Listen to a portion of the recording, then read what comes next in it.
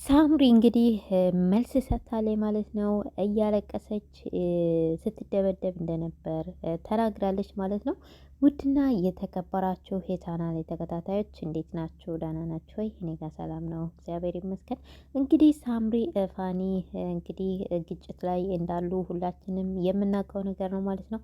አሁን ደግሞ ዛሬ ሳምሪ እንግዲህ ኢንተርቪው አድርጋለች ከእናቷ ጋር ቁጭ ብላ ማለት ነው። እንግዲህ ያሳለፉትን ያለፈውን ነገር ያሳለፈችውን የሆነውን ነገር ሳምሪ ለፋኒ መልስ ሰጥታለች ማለት ነው። እንግዲህ እኛ እነዚህን ሁለት ጥንዶች የምናውቀው ህጋዊ ጋብቻ እንዳላቸው ነበር። አሁን ግን ህጋዊ ጋብቻ እንደሌላቸው ፋኒም ሳምሪም እንግዲህ ፋኒም በኢንተርቪው ተናግሯል። ፋኒ የቀረበበት ሚዲያ ላይ ሳምሪም ደግሞ ቀርባ ምላሽ ሰጥታለች። እዛው ጀርመን ሀገር በሚኖሩ ዩቱበሮች ላይ ማለት ነው። በጣም የሚያሳዝን ነገር ነው እንግዲህ ሳምሪም እየተናገረች ያለው፣ ፋኒም ልክ እንደዛው የሚያሳዝን ነገር ነው እየተናገረ ያለው። እኛ ከየትኛው እውነት እንደሆነ የምናውቀው ምንም አይነት ነገር የለም። እንግዲህ ሁለቱም የምናውቀው እንደሚዋደዱ እንደሚፋቀሩ አብረው ተሳስበውም ለ7 ዓመት አብረው እንደኖሩ ነው። አሁን ላይ ግን እየወጣ ያሉት መረጃዎች ትክክል አይደለም።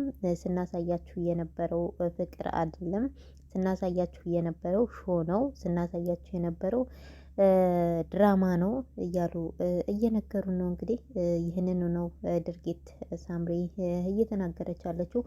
እንግዲህ ታስታውሱ ከሆነ ፋኒ የዛሬ 4 ወር አካባቢ ላይ ላይቭ ላይ ብቅ ብሎ በስሜት በተናደደ ፊት ያወራው ነገር አለ ማለት ነው፣ ስለሷና ስለሱ።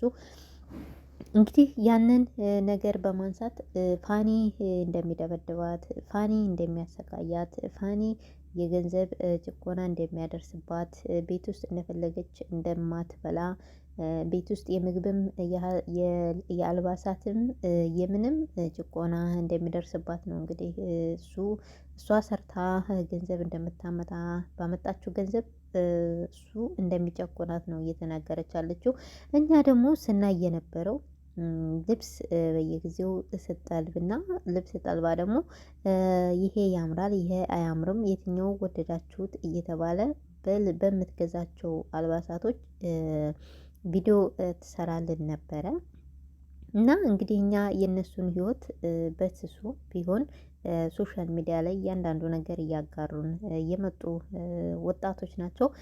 ትዳራቸው ባይበተን ልጆቻቸውን ባይበትኗቸው አብረው ቢቀጥሉ የሁላችንም ምኞት ደስታ ነው፣ እውነት ለመናገር። ምክንያቱም የሰው ልጅ ከወለደ በኋላ መለያየት አስፈላጊ ነው ብዬ አላምንም። ነገር ግን እንግዲህ ጂጂ መሀላቸው የምታደርገውን ነገር ሁላችንም እያየነው የኖርነው ነገር ነው። ምንም አዲስ ነገር የለም። ማንም ማንንም መዋሸት እስከማይችል ድረስ ማለት ነው። እንግዲህ ፋኒ የፋኒ ቤተሰቦችም ሳምሪን እንደሚረብሿት ነው ሳምሪ እየተናገረች አለችው። ነገር ግን እንግዲህ እውነታው ማንጋ ነው? ሀቁ ማንጋ ነው? ማን ነው እውነት ያለው? ማናውስ እየዋሸ ያለው የሚለውን ነገር በምንም ነገር ማወቅ አንችልም። ነገር ግን እንግዲህ እሱም ወጥቶ የራሱን ሀሳብ በሚዲያ ለህዝብ መልስ ሰጥቷል። እሷም ደግሞ ዛሬ እንግዲህ እያለቀሰች ከእናቷ ጋር ሆና መልስ ሰጥታለች ማለት ነው።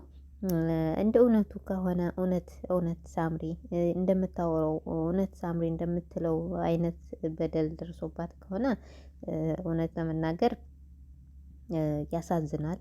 ነገር ግን እኛ ማን ነው ትክክለኛው? ሳምሪ ወይስ ፋኒ? በምንድነውስ መለየት የምንችለው? እንዴትስ ነው ማወቅ የምንችለው የሚለውን ነገር ስታስቡት ከባድ ነው።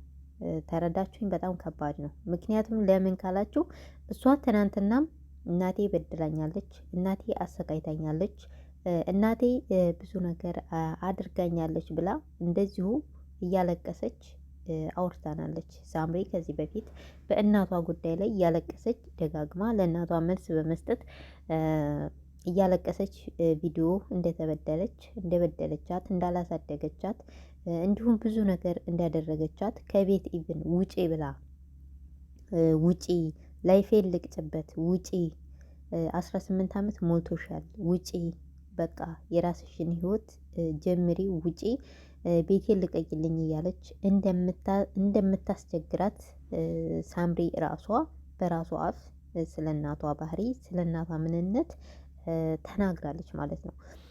ያንን የሰማን ሰዎች ዛሬ ደግሞ ከእናቷ ጋር ሆና ፋኒ እንዲህ በደለኝ፣ ፋኒ እንዲህ አደረገኝ ብላ ስትናገር እኛ የትኛውን ነው ማመን የምንችለው ነው? በመጀመሪያ ደረጃ እናትና ልጅ ስትፈልጉ ትታረቃላችሁ፣ ስትፈልጉ ትጣላላችሁ። የምር ፕራንክ ይሁን የምር ጸብ ይሁን አናውቅም።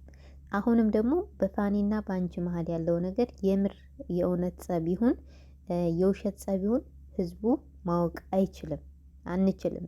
ለእኔ እንደራሴ አልችልም።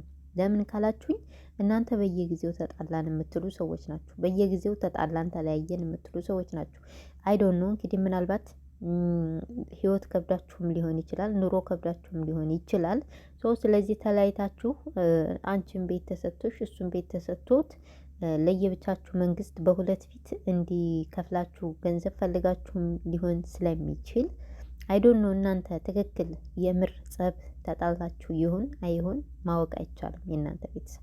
ስለዚህ በየጊዜው ነገር ግን አሁን ፋኒ ላይ ልክ አንቺ ራስሽን ፕሮቴክት እንደምታደርጊው ሁላ ፋኒም ደግሞ ራሱን ፕሮቴክት ማድረግ ግዴታው ስለሆነ መልስ ሰጥቶሻል። ያለውን ነገር ወጥቶ በሚዲያ ተናግሯል። እዚህ ከአንድ መገንዘብ ያለባችሁ ነገር ምንድን ነው? ሴት ልጅ በመጀመሪያ ደረጃ ክብር የሚባል ነገር አለ። ራሳችሁን አስከብራችሁ በትክክለኛው ጋብቻ ተጋብታችሁ ብትወጡ ንቀትም ግፊትም እንደዚህ አይነትም ነገር ደግሞ አይደርስባችሁም። ቢደርስባችሁም ደግሞ ይሻላል ብለን እናስባለን። ነገር ግን ይሄ አሁን እናንተ ከእናትሽ ተጣላሽ፣ ወጣሽ፣ እፋኒ ጋር ገባሽ፣ በዛው ተቀመጥሽ፣ በዛው ቀረሽ፣ በዛው ተረገዘ፣ በዛው ተወለደ።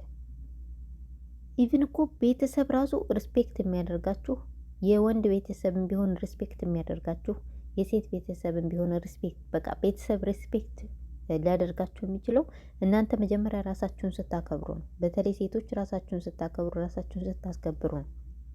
ተነሳሽ ሄድሽ፣ እሱ ቤት ገባሽ፣ ጀስት ጓደኛን እንደ ጓደኝነት ነው የገባ ነው አላችሁ፣ ገባሽ፣ በዛው ተቀመጥሽ፣ በዛው አረግሽ፣ በዛው ወለድሽ፣ ደግሞ ደግመሽ አረግሽ፣ ደግመሽ ወለድሽ።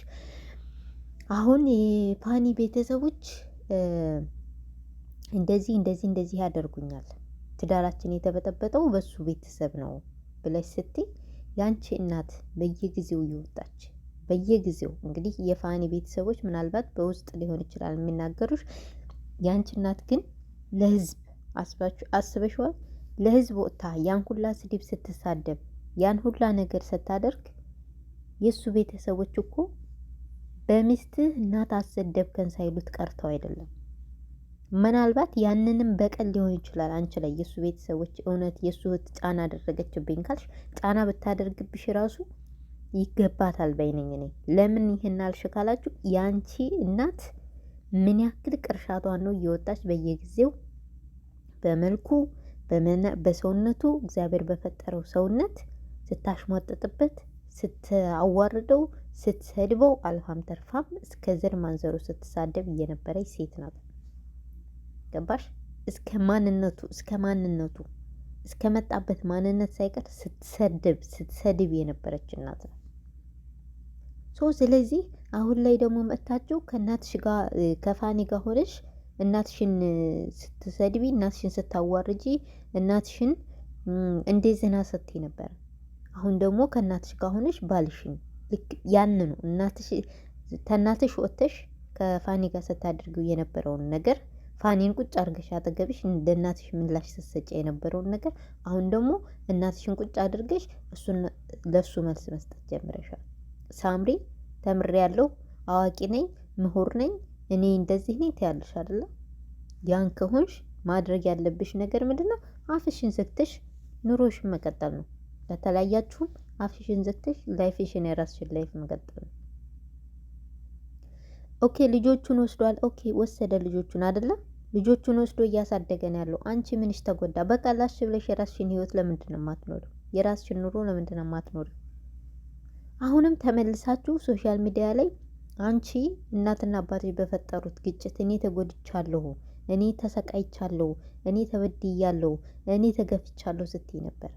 አሁን ደግሞ ለምንድን ነው ፈልገሽ ወደሽ ያመጣሻቸውን ሁለት ፍሬ ልጆች በዚህ እድሜያቸው ምንም በማያውቁት እድሜያቸው በዚህ ልክ የእናትን ፍቅር አጥተው እንዲኖሩ በዚህ ልክ የአባትን ፍቅር አጥተው እንዲኖሩ የፈረድሽባቸው አንቺ ለምንድን ነው? የምር አንቺ እንደምትይው አስተዳደግሽ በዛ መልኩ ከሆነ ልጆችሽ ለምን በዚህ መልኩ እንዲያድጉ ፈረድሽባቸው? ሳምሪ ስለ አንቺና ስለ ፋኒ አይዶን ኬር፣ ግን እንዴት ፊሎና አዳምን አታስቡም? እንዴት ለእነዚህ ለሁለት ልጆች አስባችሁ አትኖሩም? አያችሁ፣ ሁላችሁም ራስ ወዳድ ናችሁ። አንቺ ራስሽ ራስ ወዳድ ነሽ። የእናትሽን ባህሪ ስለተላበሽ ነው፣ የእናትሽ ልጅ ስለሆንሽ ነው እንጂ እነዚህን ገና ሶስት አመት ያልሞላው ህፃን እንዴት ከእናቱ ሊለይ ይችላል? እንዴት በየትኛው እንትን ነው? አንቺ ዛይሄሽ ስፖርት ለመስራት ለመመናቀር ያደርስሻል እኮ። ቢያንስ ልጆችሽን እንኳ አፍ እስከሚፈቱ እራሳቸውን እንኳ በራሳቸው እንትን እስከሚሉ ቢያንስ 3 አመት 4 አመት እንኳ ቁንጥጥ ብለሽ እንደ እናት ጎበዝ ሆነሽ ልጆችሽን አሳድገሽ ከዛም በኋላ ስፖርቱንም ትደርሽበታል።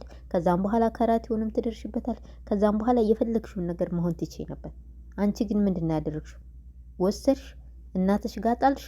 አንቺ አንዴ ስፖርት ነሽ፣ አንዴ ትምህርት ቤት ነሽ፣ አንዴ የምንትሴኔ ትያለሽ አይደለ? ልጆች ናቸው መሀል ቤት የተጎዱት። ልጆች ናቸው መሀል ቤት ፍቅር ያጡት። ልጆች ናቸው መሀል ቤት ሲጮህባቸው የሚዋለው ማለት ነው። እና በጣም ነው የሚያሳፍረው፣ በጣም ነው የሚያሳፍረው እያደረጋችሁ ያላችሁት ነገር በጣም የሚያሳዝናል። እውነታችሁን እኛ አናቅም፣ ነገር ግን ለልጆቻችሁ አስቡ።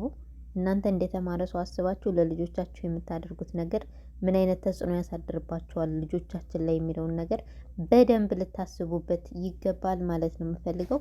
እንግዲህ ሳምሪ ለአንቺም ማስተዋሉን ልቦናውን ይስጥሽ።